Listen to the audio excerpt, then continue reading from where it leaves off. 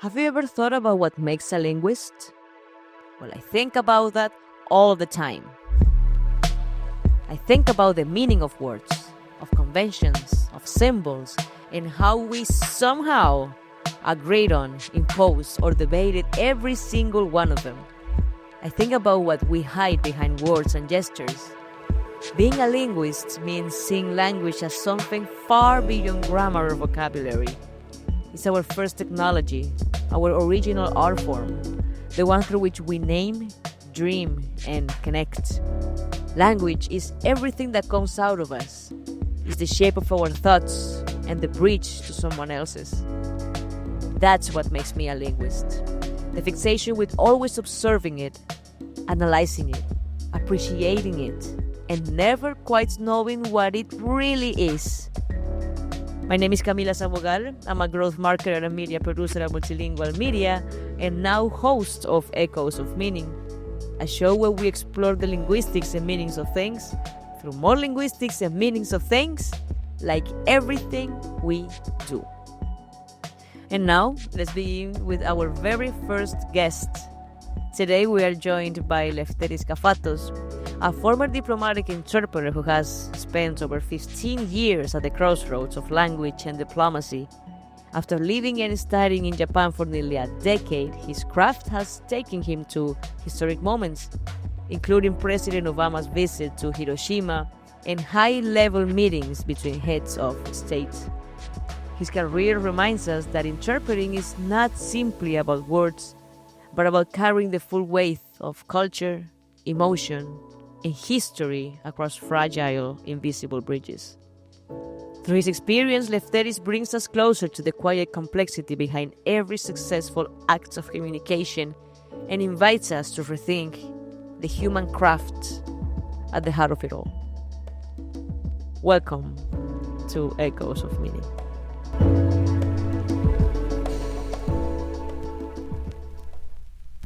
Well, first, Camila, thanks so much for having me again, and really glad to have an opportunity to talk with you again.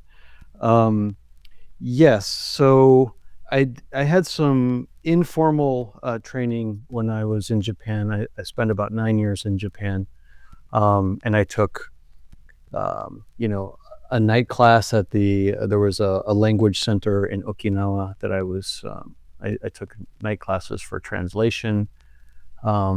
And then I also attended Stanford University's graduate level Japanese program in Yokohama. So that's where I really worked on my language skills. But my training as an interpreter, I did that in the US at the Monterey Institute in Monterey, California. Okay, but you had some approximation to the craft of interpreting in Japan, is that right? Yes, that's right. So I was in Japan on the Japan Exchange Teaching Program. It's called the JET program, which is a very well-known program in the realm of like US-Japan relations. And basically it's a program where the Ministry of Education in Japan invites young college graduates, primarily from English-speaking countries, but not always. I think there are also some from Francophone countries, if I'm not mistaken. But and so yes, I attended that, and in the course of doing that, it was around the time. So the Group of 7 summit that happens now, it used to be the Group of 8 when Russia was still part of the Group of 8, the G8, as they say. And that was going to be held in Okinawa. And so in the course of being on the JET program and being kind of a coordinator for these English teachers coming to visit Okinawa, I started to get more of these like, hey, could you translate this letter? Or, hey, we're having a meeting with somebody from a US base. Can you come and help us with the communication? And so I was kind of gradually introduced to the work that way. So, and that's when I realized, okay, I'm interested in this, but just being able to speak the language isn't enough. Like I knew that I needed to have proper professional training. Was there a time or a specific moment where you realized it wasn't enough just quotes to know the language? Yeah, for sure. I think, when I had to sit in, one time I had to sit in on, so I was working at the Board of Education in Okinawa through the JET program. The JET program assigned me there. And so, and at one point I had to, I guess you would say interpret, but it was like, really amateurish style interpreting. But I had to interpret at a contract negotiation. And that was painful. So I realized, that I didn't realize exactly what I needed. But then later on, I was like, oh, I need to know note taking. I need note taking techniques. I need, to have a glossary, to look up these words in advance. I need, the understanding of what's the title, the job title of that person over there. What's the job title of this person over here? What is it in Japanese? What is it in English? Like all of that type of how to prepare for an assignment. All of those things that I just had no idea. And so, but I could tell that I don't have something here and I need to go get it. Yeah, definitely like the technique, the more technical aspect of the craft. That's my favorite word now. When I talk Yeah. about this, I always say craft, craft, craft, craft, craft. So thank you. Thank you it's, for it's, enlightening me about this wonderful word. thank you. It is, that's the word for what we Yeah, do, that's Yeah, the word for what absolutely. we do. The craft is the way we follow, is that Hmm. right? Yeah, And how we choose to develop certain skill, right? that's right. Yeah. Yeah. And in this case, we're talking about technique, la Hmm. technique, right? The definitely how you choose and what tools do you have to perform your craft. Does it Absolutely. make sense? Yeah. Yeah, I think you're right. In Greek, the word for art is techni, which Mm. is technique and technical, right? So I think I will just speak in the US, I think there is some perception that art is like kind of some kind of magical thing. It's kind of ephemeral. You either have it or you don't. And I think, especially in the European tradition, where it's like, well, these are skills that you hone and you work on. Um, you know, Mm. Pablo Picasso didn't suddenly just come out with his blue period. Before that, he was drawing you know with photographic precision, how to draw a glass vase or any number of things, and then he worked on that technique and then got to this higher art, right? So I think the two are intertwined. Absolutely. Yeah. Is there a difference in between when you did it in Japan and when you did it in the States? Could you Mm, spot in the praxis maybe? in the praxis, yeah. Well, I think you know um, when I was living in Japan and facilitating communication between, for example, English speakers and native Japanese speakers, I was in the context of Japan, right? And so the context in which the work takes place matters, right? And um, but I think that how I conducted myself, how I conduct myself as an interpreter when I'm in the organization, as opposed to somebody who's just visiting to help facilitate the communication, Mm. then the role changes. It's Got kind it. of like, in a way, kind of like, when a big ship comes into a port, the harbor master might send a little boat and say, "We're going to help you drive your boat into the harbor," right? Hey. But then after it's finished, that person gets on the boat and leaves. It's your ship, I'm done. But it's another thing to be an interpreter that works in that modality, as opposed to the interpreter who is in the same ship, in the same boat with the people all the time. And so I think for me, the praxis changes more based on that. And then there are praxis differences if I'm interpreting primarily from Japanese into English or from English into Japanese. and also if there is a power dynamic Mm. between the speakers. Mm. Yeah. So I like think yeah. that's a great point. I'm sorry to interrupt. No, please. Um, because yes, power dynamics in between these, especially in the diplomatic exercise, right? How can I mean what insights do you have on that, or any observation, or how to deal with that dynamic because it happens, right? Yeah, it So does. It does. It absolutely does. Um, so, in diplomacy, um, in the theoretical realm of diplomacy, everyone is equal, right?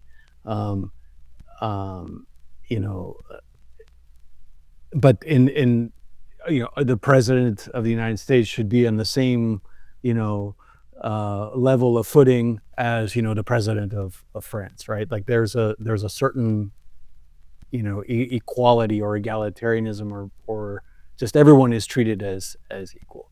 But as you've rightly alluded to, in real life, there is a power dynamic. If one country is receiving aid and the other country is providing the aid, there's going to be this situation. Um, in the case of the United States and Japan, it's a it's a gradually changing phenomenon because the entire post World War II order that came to be in Japan was born out of the destruction of World War II, was largely facilitated by the U.S. occupation of Japan. And the Americans who were there wrote the Japanese Constitution. They, set up the system for how democracy will be conducted. The structures of voting and the structures of government, the legislative system versus the executive branch. So all of those things were, there's it kind of feels like in the DNA of the system, there's a little bit of this, because the U.S. won the war, right? Of course, that was, 70, 80 something years ago. So now that power dynamic is changing. And absolutely, as an interpreter who has been working for many years, there are these subtle things that change in the meanings that you say, oh, slightly this dynamic is starting to change. wow, Yeah. sounds like the that's what you learn with the experience, right? And how to deal with those situations that might come out of that fact of the power dynamics uh is something that you just learn with doing it, you know, Yeah. doing the thing. I mean, um as an interpreter, I don't, I try not to be, I not try not to change the output of my interpretation. Huh? To give you an example, when I was in Okinawa, I was at the Board of Education, and a lady from the Philippines who was, working hard labor, difficult jobs in Japan, right? Manual labor. She came to the Board of Education wanting to enroll her children in the Japanese school system. So at that point, there's a power dynamic, right?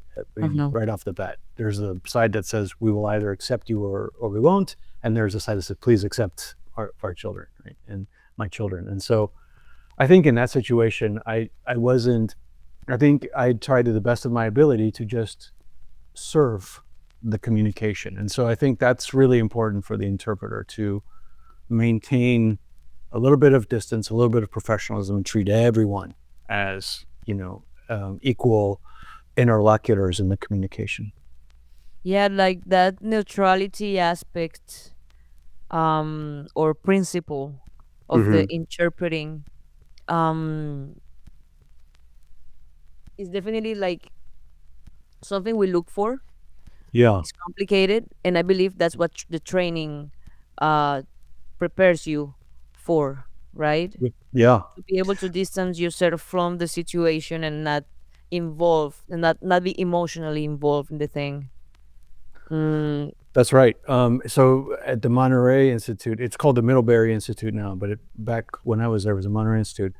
We had classes where the professors would, um, they would break us into groups, and one of us would be, a president or a director or something, and we had a card that told us, "We want you to do this," and then the interpreter, who didn't know anything about the instructions that were given to the principal, and so sometimes that principal would, throw a curveball, so for example, say something racially inappropriate, or you know something that could be interpreted as sexual harassment, or that sort of thing. And so the really the test was, we're looking at, does the interpreter continue to interpret, even if these things happen.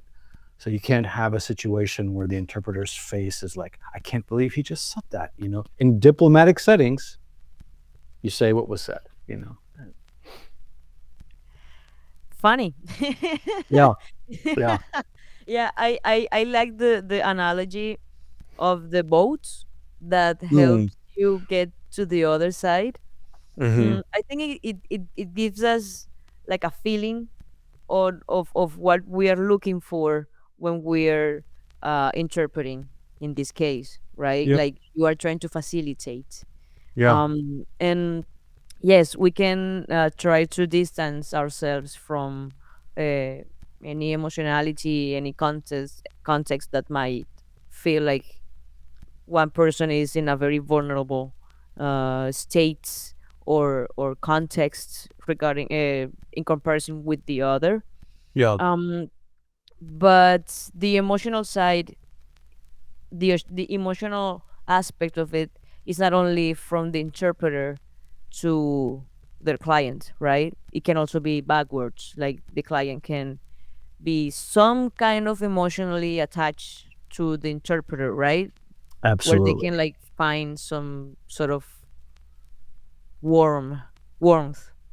That's right. That's right. Yeah, Camila, I think you really hit it on the head. I had a situation.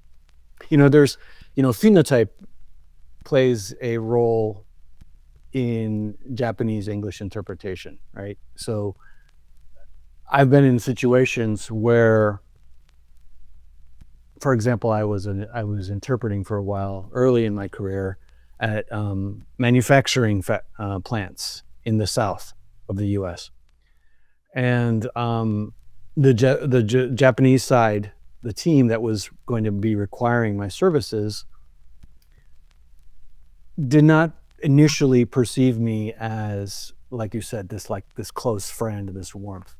But as soon as they were there before me, and they had struggled and struggled and struggled with this communication, and then I came and I facilitated their communication, and things started to go very easily for them. Within a very short amount of time, they attached to me and felt close to me. I feel in a way that perhaps would not otherwise have happened. Um, you know, let's say if I was in Japan and I'm walking down the street and they saw me, I don't think that they would particularly feel some kind of warmth towards me.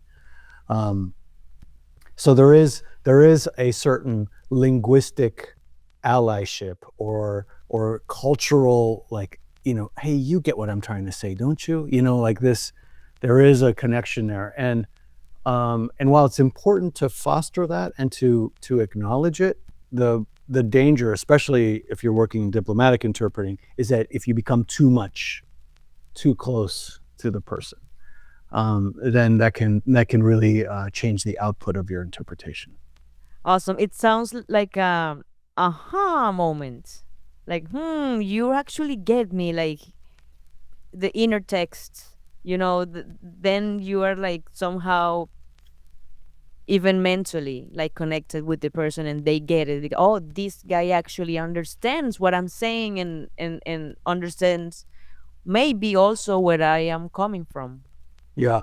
right?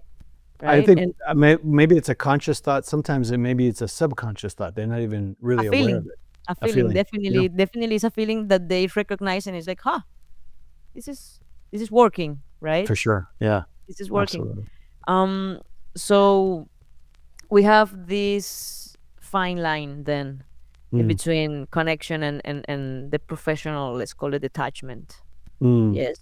yes. Um, Mm, how do you, or what rituals, maybe, what measures would you say that you have to make sure that you are safe, like emotionally and also physically safe in your exercise, hmm in your Safe in practice? terms, safe in terms of like maintaining that professionalism, or like taking care of myself Yes. as an individual. Yes, Uh, taking care of yourself. yeah. Well, the first part of that, it's so crucial. And the first part of that, I think, was, when I was younger and feeling like I had to prove something and hungry to get more work, um, self care, proper meals, proper rest, all of those things are, there were secondary or even tertiary considerations. They weren't, if the first thing was like, let me show them I can do it, let me take the assignment. And so, um, the first hurdle is overcoming this, like, you know, um, this kind of mythology, or this romanticizing of the person who just works all the time, and that exists in the US. It also exists in Japan, and some of those things are similar and some of them are different. But this, like, you know, work is most important mindset. Um, it's like, now where I am now, it's like, if work is most important, then it's absolutely crucial to take care of yourself. Mm. If this is important, you're saying this is important, right? Then it's better. I need to get rest. I need to do what's right. Because, this, I've seen this in the US government, I've seen this in many different places, but it's like, almost this kind of bragging about how little sleep somebody got, because they're, slamming for the next big event. And it's like, if you are sleep deprived days in a row, like, that's going to really hinder your judgment and your ability to, do your job well. And, we have, not nearly enough, but there is research with regard to interpretation that shows, well, like, the more tired you get, the worse the quality gets. So I think that's different for me now, is that if it's important, then self-care is really important. Yeah. Yes, and of course there are a lot of things that the mainstream uh, culture doesn't know about interpreting and translation. hmm What would you say are the most common misconceptions of this diplomatic interpreting? Let's go more specific. Yeah. Well, to be honest with you, I've been pretty surprised at how, I'll speak from the context of the United States, and I have some contextual experience with Japan as well. There is a lot more ignorance, unfortunately, on the U.S. side than there is on the Japan side. Mm. Um, it's not uncommon, even in the U.S. government, to come across officials who are engaging in diplomacy who don't know the difference between translation and interpretation. It's, That's a big one. unfortunately, it's a big one. Yeah. That's a big one. Yeah. So that's something. Another misconception, I think, is that, well, you just, I can't share this, these talking points, or this, like, speech script with you, but don't worry, I'll speak slowly, and all you have to do is just say what I'm going to say, right? And so, if the problem with that, as you well know, is that, um, you know, even if I have fluency in the language, that doesn't mean I have fluency in this particular topic. right? So I mean, I try to tell people that if it's something that's in a newspaper, by and large, I can talk about it without a huge amount of preparation. If we're talking about general layperson, level discourse, then yeah. But the idea that I'm just going to show up and I'll just, oh, isn't it fun? I'll just chat as you chat is deeply, it's a very erroneous conclusion to come to, because what happens, especially with a language like when the languages are syntactically so different, like as Japanese and English, the verb in Japanese always comes at the end. Okay, so sometimes when somebody's saying something, I have to take a piece of the sentence and put it up here in a holding pattern, say the other part, then come up here and grab it and put it back in. It's cognitively so taxing and so tiring that anything that hinders my understanding of the message adds to my exhaustion, adds to my probability of making a mistake, adds to the possibility of the diplomacy failing. So, for example, I tell people, I said, if you told somebody, you are asked to give somebody directions to your house. Okay, you say, I live in this house, I know this street, I know. So what you do is you go down this street, you take a turn on this, at this stoplight and this and that. You don't prepare for it because you know your neighborhood. But if somebody says, I'd like you to speak intelligently about the latest research on genomes, okay, are they just going to jump into it and just do it? Of course not. Even a native speaker speaking to other native speakers is going to say, okay, let me look on Wikipedia, or let me look online and get some information. So I think that's the other big misconception, is that interpreters just speak, half a dozen languages, and they just show up and they just, chat away as you talk, and it's easy as pie. In fact, the preparation, the amount of time I spend preparing, even for a simple meeting, I think most people would be pretty surprised at how much preparation goes into an interpreting assignment, especially diplomacy. Definitely. What advice would you give to a client? Like, if they could do it, it's not that like you can just say and they will decide if they take it into account or not. What would you ask to a client, like, to always keep in mind so your job is easier, and so they can also that proof that they understand your craft better? Right. Yeah, that's a really great way of asking the question, because it's kind of like, in a way, it's kind of like if you go to a specialized store to rent a specialized piece of equipment, like, let's say, for example, a certain kind of movie camera.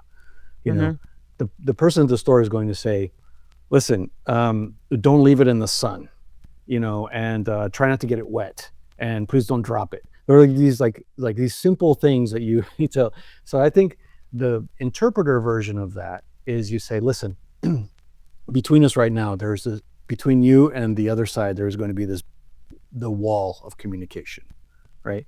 The wall that hinders the communication.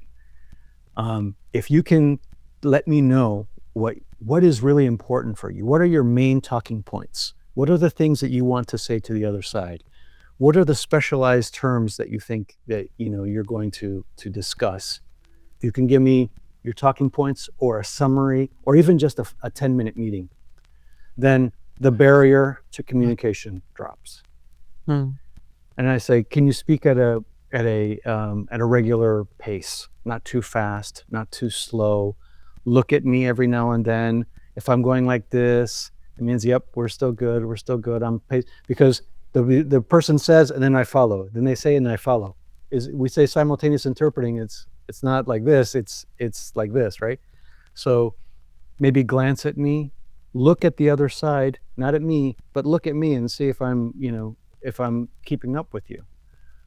Then the barrier drops lower. If the let's make sure that the environment is good. It's not a noisy environment with lots of, and unfortunately in diplomatic interpreting, a lot of times it's really noisy, but Yeah. can we make it, the environment, conducive? Not too much noise, not too many interruptions. Then again, the barrier drops even further. So, if I could wave a magic wand and make people do something to help me, to facilitate the craft, then I think it would be things like that. Okay, and do you think that when the person question, what's the word for the client? I don't want to say client anymore. Like you're the interpreter and the other person is the interpretee. No, I think probably client is the best word. I don't personally like that word in diplomatic interpreting because it has a kind of private market, Yeah. business feel to it. But unfortunately, I can't really think of a better. Sometimes I'll say the user of the service or the principal. The principal is, that's a good word. We use that especially if it's a high-ranking person. So if the principal, we'll use the principal, the client, or the user of the service. Yeah. Yeah, I felt the same way with clients. Yeah. It sounded like something private, like a company or something like that. Anyway, Yeah. Yeah. yeah. So do you think if the principal, I mean the user of this service, Mhm. were maybe multilingual or had any other contacts more deep inside with another culture, do you think that might change something of the comprehension that they have of the craft? Now you're really getting into the sensitive areas. I'm Uh, so, the short answer is it depends. mm-hmm. Okay. So, I have interpreted for principals who are, first of all, one of the things that we have to straighten out here is people use the word bilingual or, multilingual, and kind of like we just use these terms, but in the realm of professional interpretation, there's your A language, your B language, your C language. And so when somebody says bilingual in the interpreter context, it's double A, right? It means my English and my Japanese are near indistinguishable. That a native speaker of Japanese will hear my Japanese and say, "Oh yeah, absolutely, this is a native speaker. This was someone born and raised in Japan." There's no doubt. And Yeah. the same for English. So those double A type linguists are so rare, Yeah. so rare. But there was a time where I had to interpret for someone who was, for all intents and purposes, double A in their own personal communication, but not as an interpreter. So they didn't understand. They understood that, oh, sometimes it's hard to get an expression across because they had experienced it in their own self, their own, in their own experiences, how to, like, oh, it's difficult to explain this concept, but they don't understand the actual craft of the interpretation. And so you can have a person like that be very, be multilingual, be multicultural, and still make mistakes that make the interpretation harder. On the other hand, there have been people who have not been, they're not that AA level, but they're like English is A and, French is C, for example, right? That could be their level, but if they have been thrown into a position where they were forced to interpret for people, and they've experienced exactly what was difficult about it, then those people are more like, oh, it's important for me to get you the talking points a day in advance, right? You say, yes. Oh, it's so nice that you know that. It's so, yeah. It definitely depends. It depends. So, yeah, so it has to be, if someone has had to, because Camila, that's what we're talking about here, right? You and I we are engaged in other languages, but we, like, if if I'm gone to a language school to learn how to speak a language, I'm going there to learn how to express my thoughts, to talk about my history, to ask you about your thoughts, it's for my own personal communication. But to become an interpreter, first of all, that's the start line. You have a high degree of fluency. But then to become an interpreter is to facilitate someone else's communication, not mine. I'm not engaging in the interpretation to tell you about my opinions or to tell you about, it's to facilitate them. So in that sense, it's a different skill set. It involves multiculturalism, it involves multilingualism, it involves code switching and being, present and aware of the diplomatic background. But the exercise itself is very different. And it sounds complicated, but also beautiful, because like if we understand language not only as a combination of words, right? Yeah. But as a whole system that can be, of course, cultural, but also individual, right? And Yeah. you have your own language. You, as Lefteris Kafatos, you have your own language. And when you are in between two other people, two other principles, users, you are the bridge in between those two different languages that aren't only like a convention, it's like a way of being. And if one person is stubborn and don't understand the complexity of your work, that's part of their language, and you will have to be the bridge either way, right? Yeah, that's right. Yeah. That's right. When you're looking for like a common ground with those kinds of clients, what do you look for? You mean with a client who doesn't understand the craft but I have to serve them anyway? Is that Let's what you call mean? them a tough client. A tough client. Okay. Yeah. So, Because I mean, yeah. there are also like a personal difference Mm-hmm. that shows up in a different way. Like you don't have to agree or make any face when they say something you don't like, but the attitude that comes out of that client might be tough for you as an interpreter to do your job. Yeah. Yeah. That's where cultural difference really, that cultural bridge piece becomes almost more important than the linguistic piece. And maybe we'll talk about this later, but that's what's going to really distinguish the human interpreter from the artificial intelligence enabled interpretation. But, if you have somebody, let's say, for example, in the United States, there are certain norms in a public speaking setting. So, for example, telling a joke at the beginning to warm up the crowd and get people to laugh a little bit helps release the tension. Okay, so many, especially those who are very experienced with public speaking in the U.S., it's kind of just expected that you're going to do that. And so they'll do that. And humor can be a huge challenge as an interpreter. Or another thing that you might see in the U.S. is that's different from Japan. Again, I'm speaking of my lens is somewhat limited, unfortunately, because I work in this context. But you might see, an American principal speak very proudly about certain achievements. Well, we did this, we did that, we did this, and whereas in a kind of from the standpoint of cultural norms, from the Japanese side, that would sound a little bit too prideful, like a little bit too, I think the Japanese side, this is just generally speaking, not everybody, but generally speaking, there would be an expectation that you would be more humble.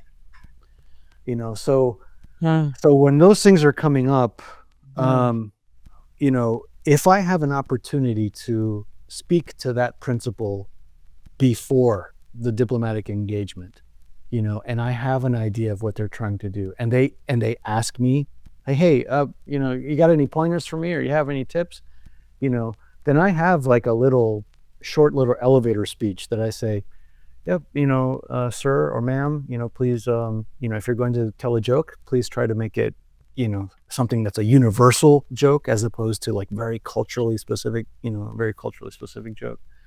um, and I can try to build a rapport with the user of the service before, so that, and it's like, this is entirely for the sake of your communication.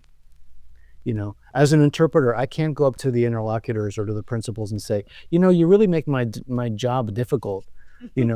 They're going to say, look, my job's difficult too. You do your job. Just do your job. So, and that's but if a person is saying, wait a minute, if I talk to the interpreter, I give them 3 or 5 minutes before the engagement, and I tell them, look, this is really important. I think they're going to say this. I don't want to agree to that. This and this. If they tell me that, I am so much more empowered and more able to help that person in their mission. Huh. So where I deal with like the difficult people is if I can successfully say, I am here to facilitate your communication is my top priority today. And, if I can build that rapport and break through the barrier of like the ignorance, and it's not just like I said, ignorance. It sounds like as if I'm saying they're stupid. They're not. They're busy. They're probably sleep deprived. They probably, have 100 things on their mind. So, but if I can make that connection, it really just increases the quality of the interpretation in a huge way. Of course, because then you become a team, Yeah, right? You are exactly. there to team with them and get this successful communication out, right? That's right. That's Yeah, right. and Absolutely. launch it. And that's something that now that you talk about AI, about the Mm. use of AI, Mm-hmm. is that AI is a tool, right? Right. It's not necessarily a teammate. Yeah, it's something that if you programmed it somehow, I'm not an expert, take it with a grain of salt. If you program it somehow, you can maybe get some feelings out of it, as safety, as I have this covered, this program or whatever, this bot is not going to let me say anything stupid or whatever. Mm-hmm. um, but I mean, it is never going to be the same, and that is something that we might understand, we might Mm. understand, but most people don't, Yeah. because of the use that we are giving to um, MTs, right? Yes. In our daily life, Yeah. um, it becomes easy. It becomes Yeah. easy, fast. You can trust them. You can trust it. I trust ChatGPT. Like I Mm-hmm. ask something to ChatGPT, and ChatGPT tells me the thing, and I believe it, and that's true. Yeah. Um, and that's the kind of reliance that I have on the technology, right? Yeah. Um, but if, Yeah. again, if we understand translation and interpreting in a deeper way, we can understand that AI is not a human, right? That's right. What are the we are all talking about the hazards and the challenges Mm. and the how scared we are because we don't know what this technology is going. How are we going to use this technology? Let me Yeah. rephrase. Yeah. Um, but what are your what's your take on I on mean, on on those challenges? yeah. Yeah. That's a great question. I mean, it's front and center in everyone's mind right now. Um, I think, so you mentioned MT, machine translation. There's also, I guess another term that's used in the United States is computer assisted translation. So MT and CAT, um, you know, let's just be honest. These tools are here to stay. People want them.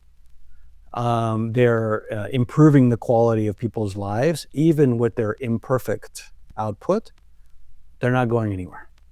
Okay, so I remember being in a line waiting to buy a ticket in Japan, and there was a Westerner there. I don't know where he was from, but he had his phone. He didn't speak a word of Japanese. The lady on the other side of the counter didn't speak a word of English, and they conducted that transaction using that phone. And probably there were errors and mistakes, but it was good enough. And even at the end, he said something like, hey, I really appreciate your help. And the translation of that came out of the device was a little bit strange, but it didn't matter. She smiled because she understood what he meant, right? So that's the situation. So somebody who sees that and says, I'm such a dummy. I've been paying some translator all this time. I could just be using this, wonderful technology. That's a person, there are like these levels of, that's someone who, there are certain levels of like client education that we as linguists have to perform. So that's the first level of client education. The person says, I'm just going to throw it in the CAT or the MT, and save me some money. I don't have to pay for the translator. Okay, but you say, listen, if the product label says it's made in Turkey, and it comes out hecho en pavo as opposed to hecho en Turquía, it's going to be, that falls on you. That you want to use that, absolutely, by all means. Just so you know, buyer beware. There are these pitfalls that you can fall into. That's the first level. The second level is the person who says, oh yeah, I had that problem with made in Turkey, mistranslation. Okay, so I want to have a person, involved. I want them to proofread the machine translation. Or I want them to do the translation and use the CAT, use the MT, right? That person also requires a level of, we have to educate that person. You say, listen, the person that you're hiring isn't just some, bilingual, just some person who speaks the language. It's, is a trained professional who works, who's an actual professional linguist. That's what you need. Someone who understands the cultural context, not just silly mistakes like, Pablo Turquia, but like, nuance, So that person needs that level of client education. And then ultimately there's, I think, the bigger societal question, and which is, listen, if we cede the rights to our communication to the machines, to MT, there are certain things that we can for sure predict will happen, and then there are these whole other areas where we have no idea what's going to happen. And so we need to be able to like educate those different stakeholders in an appropriate, intelligent, non-condescending, oh, you don't know anything about, Nobody wants to hear that. If you're a professional linguist, you need to say, without sarcasm, without, to say, yeah, absolutely, Google Translate is an option for you, sir or ma'am. I just, let's talk about possible pitfalls to this scenario. Is this document very important to you? Or is it just an internal document that some bilinguals that will be viewing it? Yeah, the risk between, this is something we're going to launch, in South America to all these different countries versus we're just having this memo to circulate inside the office, vastly different risk situations here. So being able to educate the client in an appropriate and professional manner is one of the areas where I think human linguists today are really lacking. We're really lacking there. Yeah, I agree on the topic of the advocacy, right? Because advocacy, yeah. Yeah, as you said in our previous conversation, we linguists need to become advocates because we have been like indoors on our perspectives and on our experience with language. And that's why maybe most people have this misconception that linguistics is only grammar and syntaxes and dictionaries. Right. Um, and that's why not only maybe we as translators might be scared of losing our jobs, but also the mainstream and heads of certain businesses and enterprises um, are making decisions on how to use this new technology, undermining our craft, right? Yeah. Yeah. Well, I don't know about in Colombia, but in the United States, I feel something that the professional linguist community should, feel some kind of regret or remorse about is just how poorly of a job we have done, how we haven't kind of banded together and, and worked for example, professional certification, right? In the United States, you can't just be anybody and become act as a lawyer or be a psychologist, right? You have to have a professional license to do those things. Unfortunately, we didn't either have the unity or the foresight as a profession to, to do that, to gain licensure, because it does make people more interested. They're more likely to listen to you if if somebody who's just read something on the internet tells me, oh, the reason that you think like this is because your mother is, blah blah blah.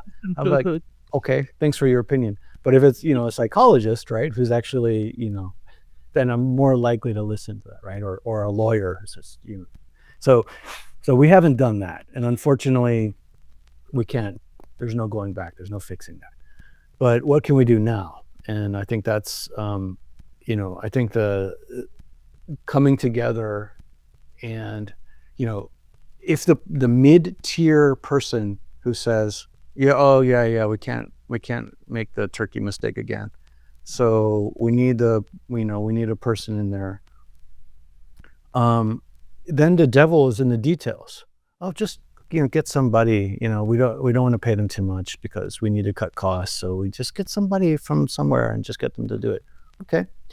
What you really need is a localizer. If, for example, we're talking about a website, it's going to be, viewed in, countries in South America, or it's or francophone countries somewhere, that it's not just a matter of word for word translation, but there's like this cultural competence that comes into play. So yeah, that's really where we need to do more work. I agree. I Yeah. agree.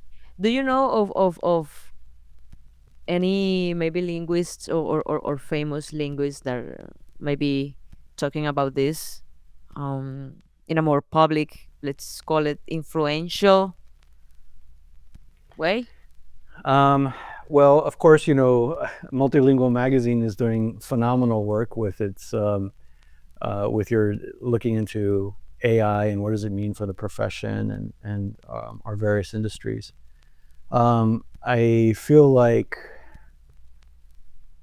we have yet to break into the mainstream, where people are talking about it, where everyday people are talking about it.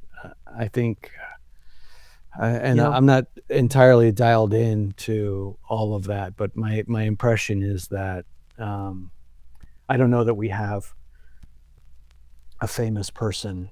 Where these things tend to come and it captures the imagination of the average person is when something happens in pop culture,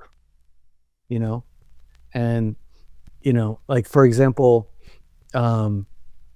there was an award ceremony. There was a Japanese show called Shogun, Mm-hmm. and it was about it was very hugely popular. Last year it was hugely popular, and they won a bunch of awards. And when the actors were receiving the awards, there was a part where one of the actors, one of the main characters, Sanada Hiroyuki, he said, hey, I would like to, thank you for this, and can I speak in Japanese to say my words of thanks? And he spoke in Japanese. And so that's the time when somebody says, huh, oh yeah, because that's, maybe he wants to really capture his, the essence of what he's trying to say, and he doesn't feel comfortable to say it in English. Like those areas where it's like a popular show, it's a popular song, it's a movie, and it's captured the imagination of the general public. Those are places where sometimes you can see a conversation start to happen about this kind of thing. But as for what you're talking about, like an ambassador of the language industry, I think unfortunately we're not there yet. It's complicated because yes, I mean, as you put it, we have been indoors for a while, and Yeah. I believe that maybe more academic approach in between professionals Yeah. um, might have add to it, to that Yeah. bubble that fortunately this um how do you call it, foreseen crisis Mm-hmm. Mm-hmm. is making us watch, right, and do something about it, like, hey, we have to do something because people are not listening. I don't know why. you Yeah. know yeah, that's the whole context that we are trying to feed. Mm? Yeah. I think that that's why it's so important to be able to have, like you mentioned about artificial intelligence, and speaking honestly, I keep up with this thing happened, or I read this article, but I'm not an AI expert, and definitely not an AI expert in general, or even in the more narrow context of interpretation or translation. But I think that some of the issues that we're starting to face with this, it's like the guy who wrote Sapiens, Yuval Harari. He talks about AI. He says it's not artificial intelligence; it's alien intelligence. Okay, the old paradigm was, hey, I type something into Google and I tell Google what to look for, and Google goes and looks for it. As these AI programs develop and get better and better, as we've seen, this new development with DeepSeek, we might be in a situation where AI decides for itself what to search for, right? Mhm. That's a whole different dimension, right? Yeah. And so that's a discussion that broader human society, we need to be having as an international community. We need to be having that conversation. But in the more narrow sense of what it means for our profession, we say, do you want computer assisted translation, or do you want human assisted translation? It's like Dr. Seuss, right? It's a cat in the hat. Do you want the it's like we spoke about the airline pilots, right?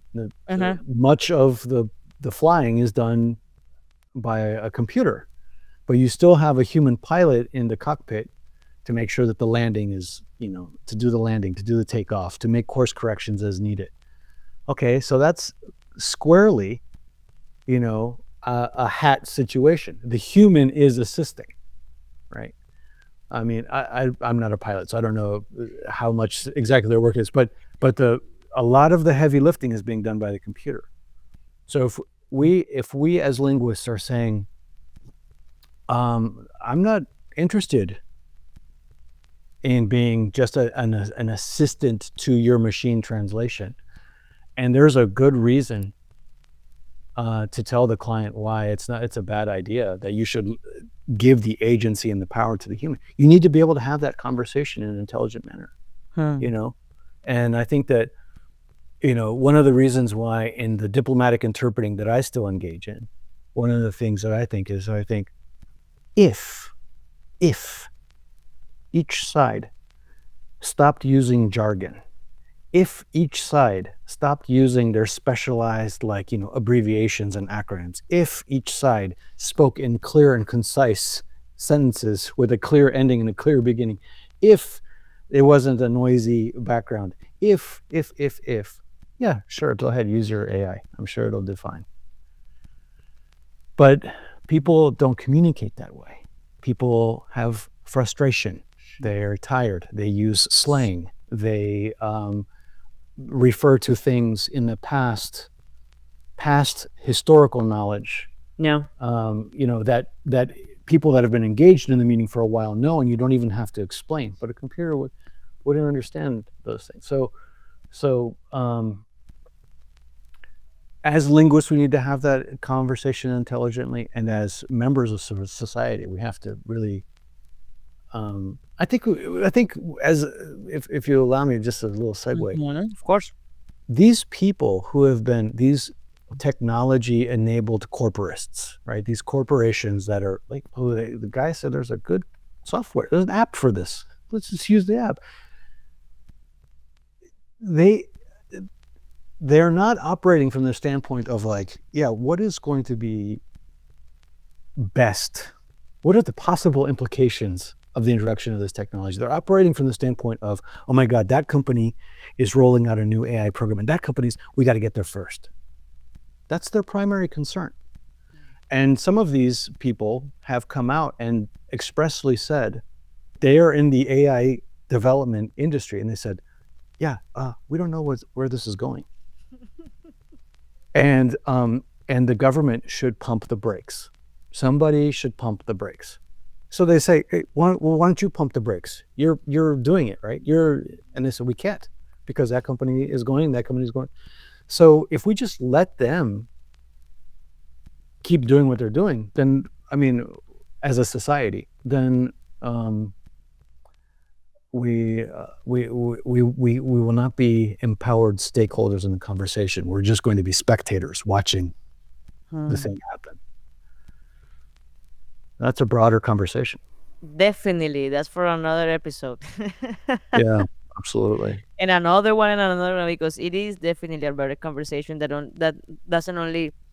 is not only about the development of AI technology, but also as technology as a whole. As where are we heading with everything that we are developing, and where this whatever we are developing comes from also, right? Right. Because we are not perfect, definitely. We have a lot of things that, yeah, I think that we are lacking a structure to process new technology and advancements. But that's the conversation, and that's the process, and this is how we learn, right? We as Yeah. humans learn this way. We have learned to learn this way. Yeah. Yeah, and yes, I appreciate, of course, a lot your input on how we as linguists need to be advocates for what we do, and of what we know that we know can help developing this new technology in a healthy way, in a constructive way. Absolutely. That broader conversation, there's so much intelligence being used to develop these tools. But the question is there wisdom in how they're being used? Developing lots of intelligence, lots of smarts, lots of things happening there. But like, are we wisely using these technologies? I feel like, in the US government, they say that's above my pay grade. Like, that's a big responsibility. I don't know that I can influence that.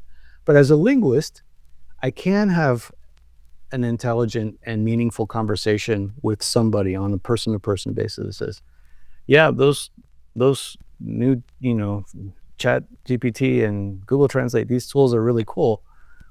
Did you know that this is awesome? This could be a risk factor, And I think that's where I'm trying to do is like, well, can I focus on my person-to-person, who can I educate on a person-to-person basis?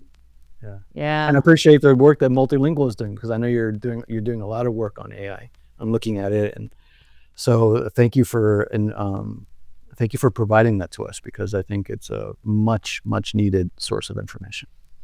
Thank you for saying it, and we also, of course, appreciate you for taking your time again to be part of this conversation. And of course, your experience, your knowledge, your inputs, your insights are what we need to be sharing, right? The people in the front line doing the job um, are the ones that need to be listened to right now. We believe. Okay, Lefteris, I think we're wrapping up. Is there any advice that you would like to give to people pursuing and interpreting translation career? That's the Yeah. final question of this interview. Final question.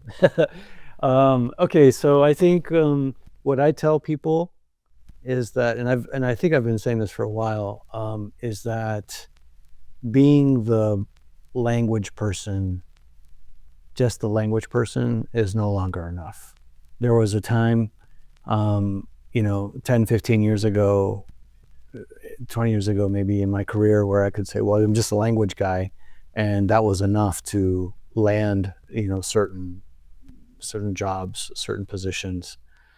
In today's world, I just don't think that's the case. And so I think the new paradigm is, if you're interested in interpretation or translation, it's important to match it with another skill. And what I saw in the realm of legal discovery work was that, in the past, a Japanese linguist just got really good money, and a lawyer who was working on a certain legal project, short-term project, got really good money. But over time, what happened was the pay for the linguist dropped, and the pay for the lawyer dropped a little bit. But if you had a linguist who could speak and read Japanese, then their pay was very high. And so I think that's the future paradigm. It's like you have a certain skill set, and also you have the intercultural competence and the ability to talk intelligently about your field of expertise in the language. I think that's going to be really what's going to be the new deciding factor in the labor market. And so so for example, if someone says, well, I like to play video games and I'm also interested in translation, then I would highly recommend those people to do a deep dive into being able to speak intelligently about video games, the hottest games, the games in the past that created the groundwork for these new games, be able to speak about those games and the history of that technology intelligently in both languages, and also pursue this language training as well. I think that will be the deciding factor. I just really appreciate this opportunity to have a conversation with you, Camila. I hope you have a wonderful weekend, and I look forward to continuing the conversation. Awesome. Thank you. Take care. Thank you.